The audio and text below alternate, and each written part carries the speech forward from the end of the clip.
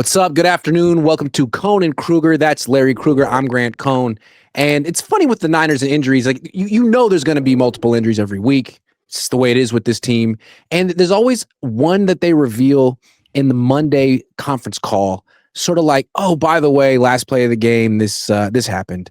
And nothing they can do about it. Bryce Huff apparently pulled his hamstring right at the end of the game and is going to miss at least 2 weeks. Hamstring can be 3 weeks sometimes. That's not great. He was really playing very well, and they were finally playing well as a defense without Nick Bosa and Fred Warner. What is your takeaway from this news? Well, I mean, the Niners could lose two guys at the team picture. The Niners could lose somebody at a family barbecue. I mean, the Niners get together for lunch, and somebody's going to be added to the injury list. So by the way, Upton Stout injured his ankle in the last play of practice. Oh, yeah. Okay. And if you notice, it's never anybody who's totally horseshit. It's always somebody who's like vitally important, who's awesome. Yeah. It's never some bum. It's always somebody who's just awesome. Sorry about that to the bums out there. Bum's probably no longer a PC term anymore. But no, as far as the Huff thing, Crusher. First of all, how awesome is he?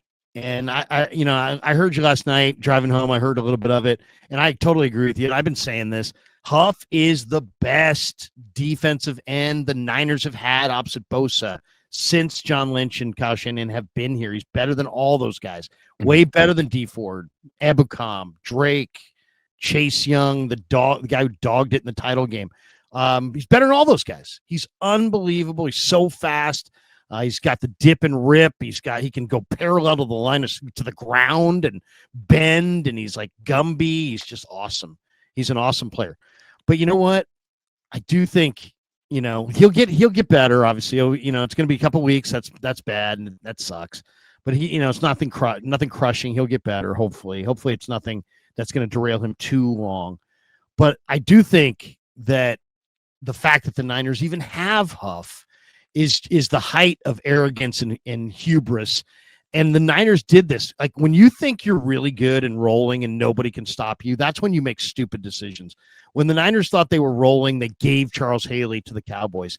When Howie Roseman won his second Super Bowl and decided that his didn't stink and that the Niners were not a threat, he handed a team that could beat him in the playoffs a really good edge rusher when they didn't have one. It's like throwing your most hated rival a life preserver as they're drowning in the ocean.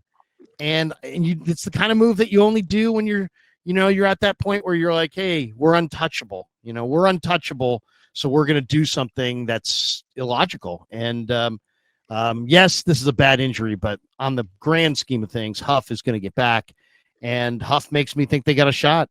They can find somebody opposite him. Prize Picks will give you $50 when you play your first $5 lineup. Win or lose, you'll get $50 for playing. Use promo code COHN, COHN, and download the app now. Yeah, it's interesting that he actually counts more against the Eagles salary cap than the 49ers salary cap. And they could get out of his contract after next year, but why would you want to? His cap hit next year for the Niners will be $5.3 million. That's 1.7% of their estimated cap for 2026. Like, he's one of the biggest bargains on the team. No doubt. He's a great player too. He's a truly great player. He's a problem for all offensive tackles, and he just gets in that 4-point stance, comes firing out. I'll tell you, the other fallacy was that this cat was terrible against the run. He's not. He's not terrible against the run. He's pretty good against the run. He's everything they wanted D Ford to be.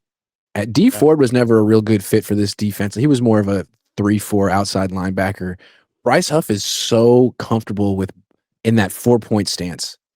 He explodes out of it. And yeah, anyway, he's going to be on for the next 2 weeks. They won't have him against CJ Stroud. They won't have him against Jackson Dart. I still think they can win those games. I mean, it's interesting how many players they keep losing on defense, and Robert Saleh finds a way. Like, I still have more concerns about the offense scoring points in the red zone than I do with the defense, because Saleh's blitzes are working so well right now. He may not, you always need pass rushers, but he still may find a way to generate a pass rush without Bryce Huff for 2 weeks. I think I told you Thursday or Friday of last week. I think I said, I think the Niners may lose this game, but I think it's going to be a super low scoring game. I think Robert Sala's defense is going to come to play. They're going to keep this team down. Sure enough, they kept them to 10, but the Niners had way more offensively in this game than I thought they would have. I really thought Atlanta's D-line was going to party in the backfield. After the first play, they sacked Mac Jones. Zach Harrison did on the first play. I'm like, oh my God, they're going to have 10 sacks tonight. And that was a precursor to nothing because the Niners ran the ball down their throat. They went a lot of gap scheme, and they just kind of bullied them. I know, and if I told you before the game, like, it's going to be essentially a running game, Christian McCaffrey against Bijan Robinson, who's going to win? I would pick the Falcons, but the Niners and Tatum Bethune did such a freaking phenomenal job on Bijan Robinson. It was almost legendary.